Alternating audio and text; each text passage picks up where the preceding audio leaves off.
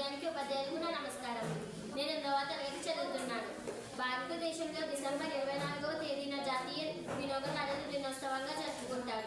ఆ తేదీన భారత పార్లమెంట్ 1986లో వినోదదారుల రక్షణ చట్టాన్ని రూపొందించింది. వినోదదారుల పరిష్కారానికి ప్రత్యేక యంత్రాంగాన్ని కలిగిన దేశాలలో భారతదేశం ఒకటి.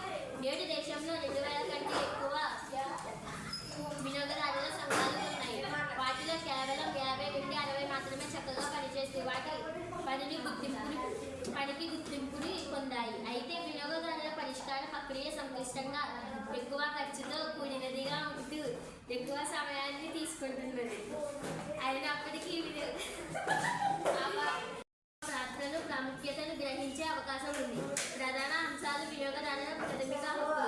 వినియోగదారుల రక్షణ చట్టం 2019 ప్రకారం వినియోగదారులకు 6 ప్రాథమిక హక్కులు ఉన్నాయి. రక్షణ పొందే హక్కు: ప్రాణానికి, ఆస్తికి హాని కలిగించే వస్తువులు, సేవలు మార్కెటింగ్ నుండి రక్షించబడే హక్కు వినియోగదారులకు ఉంటుంది. నాణ్యత కలిగిన ఉత్పత్తులను కొనుగోలు చేయడం, IAS లేదా AGM/ARK వంటి నాణ్యత ప్రాణాలను తనిఖీ చేయడం ముఖ్యం. సమాచారం పొందే హక్కు: కొనుగోలు చేసే వస్తువు యొక్క నాణ్యత, పరిమాణి, స్వచ్ఛత ప్రమాణం మరియు ధర గురించి పూర్తి వివరాలను తెలుసుకునే హక్కు వినియోగదారుడికి ఉంటుంది.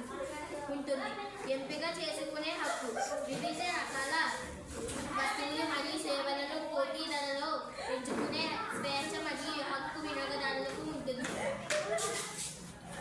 ప్రాతినిధ్యం, విజ్ఞాన హక్కు: వినియోగదారుల ప్రయోజనాలను పరిగణనలోకి తీసుకునేలా వారి సమస్యలను వినియోగదారులకు కోర్టులో తెలియజేసే హక్కు ఉంటుంది. పరిహారం పొందే హక్కు: